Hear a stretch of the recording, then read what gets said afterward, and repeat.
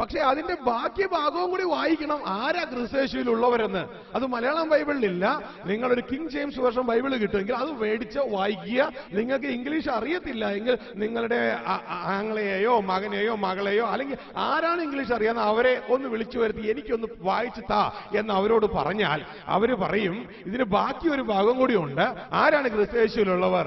ജഡത്തെ അനുസരിക്കാതെ ആത്മാവിനെ അനുസരിച്ച് ജീവിക്കുന്നവരാണ് ക്രിസ്തയേശുവിലുള്ളവരെന്നും കൂടി അവിടെ എഴുതിയിട്ടുള്ളതായിട്ട് അവർ കാണിക്കും. ഇത് മലയാളം ബൈബിളിലില്ല. ആമേൻ. ജഡത്തെ അനുസരിക്കാതെ ആത്മാവിനെ അനുസരിച്ച് ജീവിക്കുന്നവർ. പരിശുദ്ധാത്മാവ് വരുന്നതിന് സകല സത്യത്തിലും വഴി നടത്താൻ. ആമേൻ. അപ്പൊ ആരാ ക്രിസ്തയേശുവിലുള്ളവർ? സകല സത്യത്തിലും വഴി നടക്കുന്നവർ.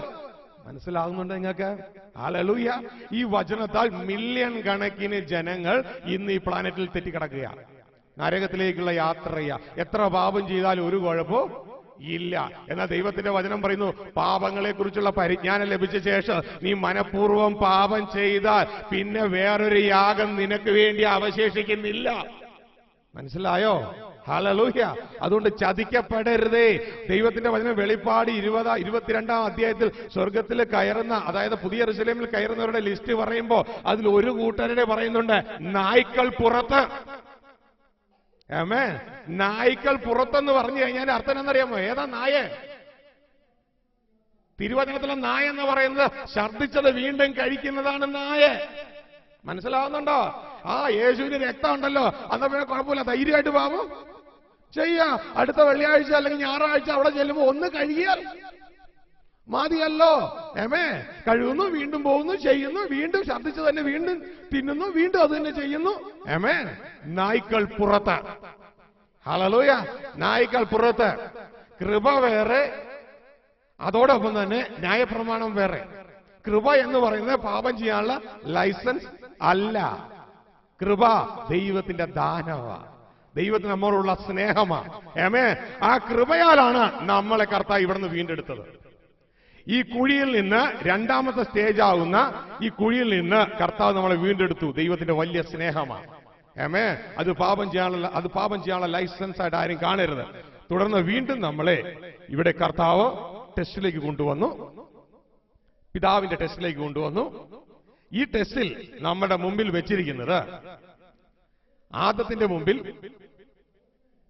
ജീവന്റെ വൃക്ഷവും അതോടൊപ്പം തന്നെ നന്മതിന്മകളെക്കുറിച്ചുള്ള അറിവിന്റെ വൃക്ഷവുമായിരുന്നെങ്കിൽ പുതിയ നിയമത്തിൽ നമ്മൾ ടെസ്റ്റിന്റെ മുമ്പിൽ വെച്ചിരിക്കുന്നത് ജഡവും ആത്മാവുമാണ്. ആമേൻ. ജഡത്തെ അനുസരിച്ചാൽ നീ മരിക്കും നിശ്ചയം, ആത്മാവാൽ നീ ജഡത്തിന്റെ പ്രവൃത്തിയിലെ മരിപ്പിക്കുന്നെങ്കിൽ ജീവിക്കും. ആമേൻ. ഹല്ലേലൂയ. ഈ ഒരു പാട്ടിനെ കുറിച്ച് ഇന്നത്തെ സഭ ഓൾമോസ്റ്റ് സഭകൾക്ക് അറിഞ്ഞുകൂടാ. വീണ്ടും ടെസ്റ്റാണ് എന്നുള്ള വിവരം. ഹല്ലേലൂയ. അപ്പോ തുടർന്ന് പരിശുദ്ധാത്മാവ് വരിക. അപ്പോൾ ഈ 3 സ്റ്റേജുകൾ, ടെസ്റ്റിന്റെ ഒന്നാം ഭാഗം പിതാവായ ദൈവവും, രണ്ടാം ഭാഗം പുത്രനെ കുറിച്ചുള്ള വാഗ്ദത്തവും, അതിന്റെ അവസാനം പുത്രൻ കടന്നു വരികയും പുത്രന്റെ പദ്ധതി പൂർത്തിയാക്കുകയും, മൂന്നാം ഭാഗം അലങ്കരിക്കുന്ന പരിശുദ്ധാത്മാവുമാണ്. ആമേൻ. ഹല്ലേലൂയ. ഇതിന്റെ അവസാനമാണ് കർത്താവ് യേശു വീണ്ടും വന്ന് എല്ലാം കൺക്ലൂഡ് ചെയ്യുന്നത്. മനസ്സിലായോ? ഹല്ലേലൂയ. വീണ്ടും കർത്താവ് യേശു ഭൂമിയിലേക്ക് വരും. തന്റെ പദ്ധതി വീണ്ടും തുടങ്ങും. തന്റെ ആദ്യത്തെ മിഷനാണ്. എന്താണ് ആദ്യത്തെ മിഷൻ? സ്ത്രീയുടെ സന്തതി പിശാചിന്റെ, സർപ്പത്തിന്റെ തല തകർക്കും. അതിൽ പിശാചിന്റെ ആത്മരാജ്യം തകർക്കുന്നതായിരുന്നു തന്റെ ആദ്യത്തെ പദ്ധതി. താൻ അതിനുമായി വന്നു, താൻ അത് ചെയ്തു, താൻ കടന്നുപോയി. ഇനി രണ്ടാമത്തെ പദ്ധതിയാണ് ഈ പിശാചിന്റെ ഭൗതിക ലോകം, അതായത് അവൻ പിടിച്ചു വെച്ചിരിക്കുന്ന ഈ ലോകം തിരിച്ചു പിടിക്കുക എന്നുള്ളത്. അത് ഇന്ന് ചെയ്തുകൊണ്ടിരിക്കുകയാണ്. അത് ചെയ്യേണ്ടത് സഭയാണ്. പക്ഷെ സഭ ഇതൊന്നും അറിയാതെ സഭ ഓടിക്കൊണ്ടിരിക്കുകയാണ്. ആമേൻ. ഇനി നിങ്ങൾ ഈ പിക്ചറിലേക്ക് ശ്രദ്ധിച്ചാൽ ഇതിന്റെ ഒന്നാമത്തെ പീരീഡ്.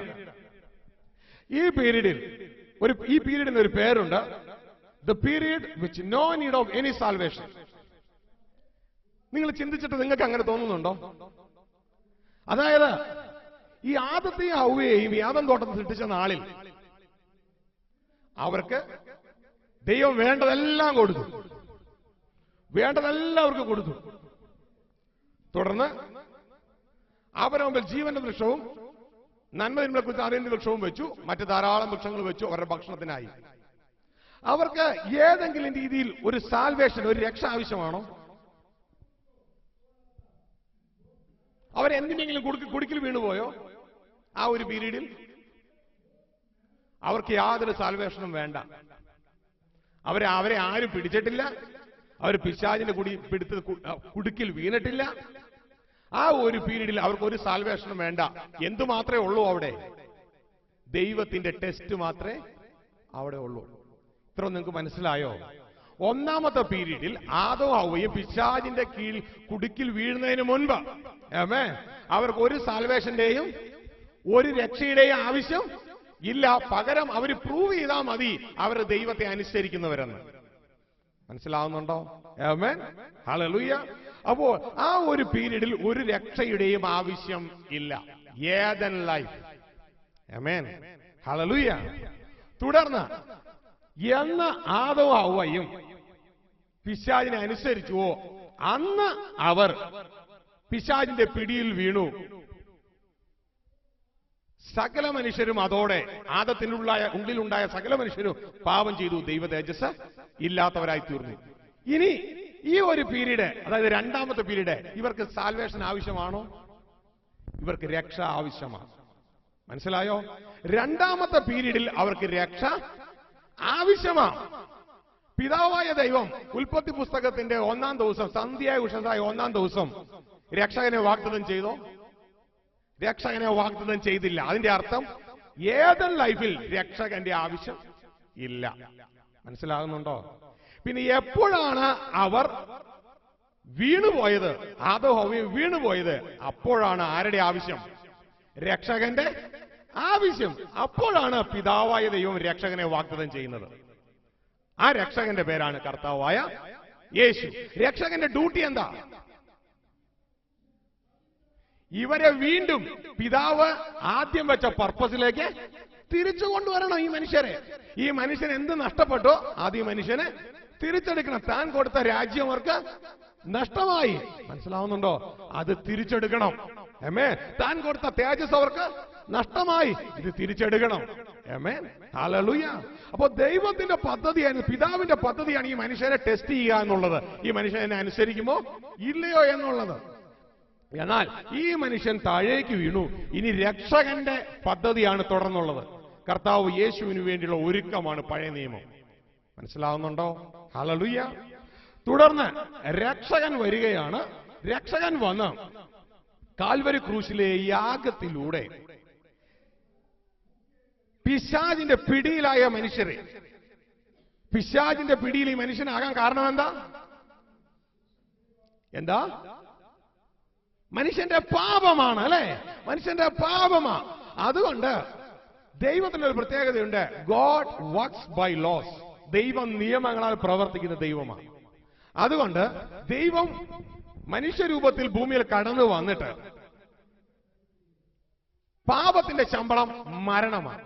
കർത്താവായ യേശു യാതൊരു പാപം ചെയ്യാത്തവൻ പാപത്തിന്റെ ശമ്പളമായ മരണം ഏറ്റുവാങ്ങിയതിനു ശേഷം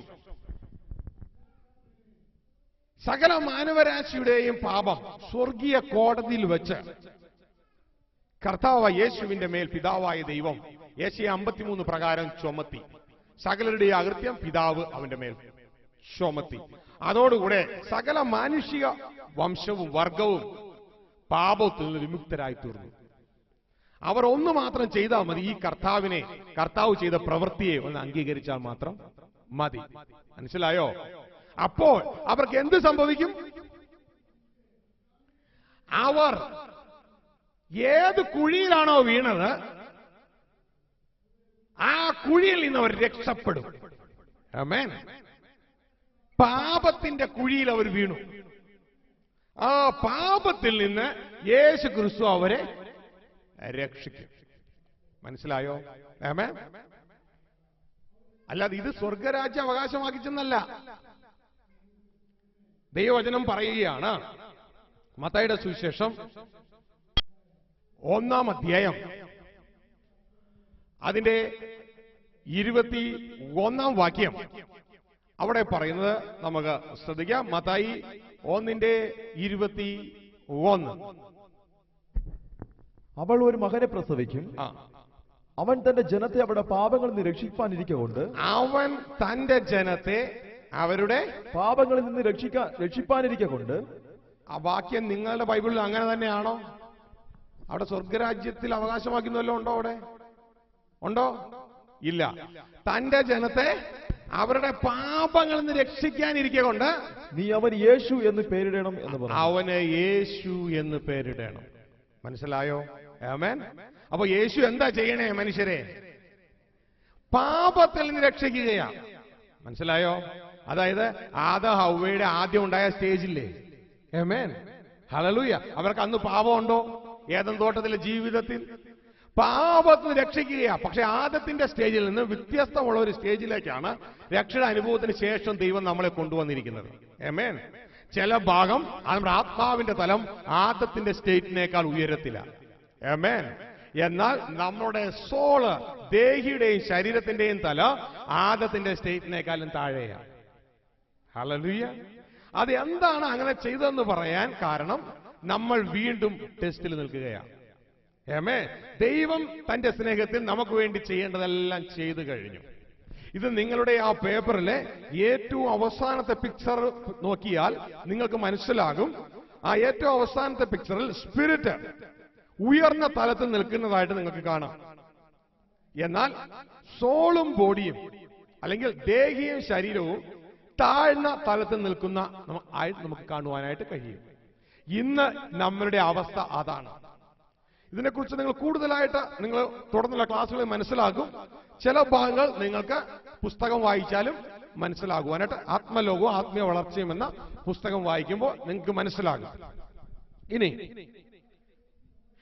ഈ ഒരു ഭാഗത്ത് നമ്മളെ രക്ഷയുടെ അനുഭവത്തിലേക്ക് കൊണ്ടുവന്നതിന് ശേഷം, യേശുക്രിസ്തു രക്ഷയുടെ അനുഭവത്തിലേക്ക് കൊണ്ടുവന്നതിന് ശേഷം പല ഭാഗങ്ങളിലും ബൈബിളിൽ നമുക്ക് കാണാം രക്ഷിക്കപ്പെട്ടു എന്ന് കാണാം. ചില ഭാഗങ്ങളിൽ കാണാം രക്ഷിക്കപ്പെട്ടുകൊണ്ടിരിക്കുന്നു എന്ന് കാണാം. ചില ഭാഗങ്ങളിൽ കാണാം രക്ഷിക്കപ്പെടുമെന്നും കാണാം. ആമേൻ. നിങ്ങൾ പലരും ആഴത്തിൽ റിസർച്ച് ചെയ്യാത്തത് കൊണ്ടും നിങ്ങൾക്ക് പലരെ അതേപോലത്തെ സംശയങ്ങൾ ഇല്ലാത്തത് കൊണ്ടും ദൈവത്തിന് സ്തോത്രം. ആമേൻ. എന്നാൽ ഇന്നത്തെ ഈ ലോകത്തിന്റെ കുടുക്കിൽ വീഴാതെ പോകണമെങ്കിൽ ദൈവവചനം വളരെ വ്യക്തമായി അറിഞ്ഞിരിക്കണം. ആമേൻ. ആദത്തിന്റെ സ്റ്റേജ് അല്ല ഇന്ന് നമ്മുടെ സ്റ്റേജ്. പകരം യേശു നമ്മളെ രക്ഷിച്ചു, പാപത്തിൽ നിന്ന് രക്ഷിച്ചു. തുടർന്ന് 3 അവസ്ഥകളിൽ നാം ആയിരിക്കുകയാണ് ഇന്ന്. ഒരു മനുഷ്യന് 3 ഭാഗങ്ങളുണ്ടെന്നാണ് ദൈവത്തിന്റെ തിരുവചനം പറയുന്നത്. 1 തെസ്സലോനിക്കർ 5:23 പറയുന്നു, ഒരു മനുഷ്യന് 3 ഭാഗങ്ങളുണ്ട്. അവന് ആത്മാവുണ്ട്, അവന് ദേഹിയുണ്ട്, അവന് ശരീരമുണ്ട്. ക്രിസ്തു യേശുവിന്റെ ദിവസം അവന്റെ ആത്മാവും ദേഹിയും ശരീരവും അനന്യമായി വെളിപ്പെടുവണ്ണം കാക്കപ്പെടുമാറാകണം. 1 തെസ്സലോനിക്കർ 5 അതിന്റെ 23 ശബ്ദമുയർത്തി വായിക്കാം. സമാധാനത്തിന്റെ ദൈവം തന്നെ നിങ്ങളുടെ മുഴുവനും ശുദ്ധീകരിക്കുമാറാകട്ടെ. നിങ്ങളുടെ ആത്മാവും പ്രാണനും ദേഹവും അശേഷം നമ്മുടെ കർത്താവായ യേശുക്രിസ്തുവിന്റെ പ്രത്യക്ഷതയിൽ അനന്യമായി വെളിപ്പെടും വണ്ണം കാക്കുമാറാകട്ടെ. ശ്രദ്ധിക്കുക, ദൈവവചനം പറയുകയാണ് നിങ്ങളുടെ ആത്മാവ്, പ്രാണൻ എന്ന് പറഞ്ഞാൽ ദേഹി, അതോടൊപ്പം തന്നെ ശരീരം, ദേഹവും യേശുവിന്റെ ദിവസം അനന്യമായി വെളിപ്പെടുവണ്ണം കാക്കപ്പെടുമാറാകണം. ആമേൻ. ഹല്ലേലൂയ. അപ്പൊ തിരുവചനത്തിൽ ഒരു മനുഷ്യനെ 3ആയിട്ട് തരം തിരിച്ചിരിക്കുന്നത് കൊണ്ട് നമ്മളും അത് തന്നെ എടുക്കുന്നതായിരിക്കും ബുദ്ധി, അല്ലേ? ആമേൻ. അപ്പോൾ തുടർന്ന് ആ മനുഷ്യന്റെ 3 ഭാഗങ്ങൾ രക്ഷയുടെ അനുഭവത്തിന് ശേഷം 3 തരത്തിലാണ്.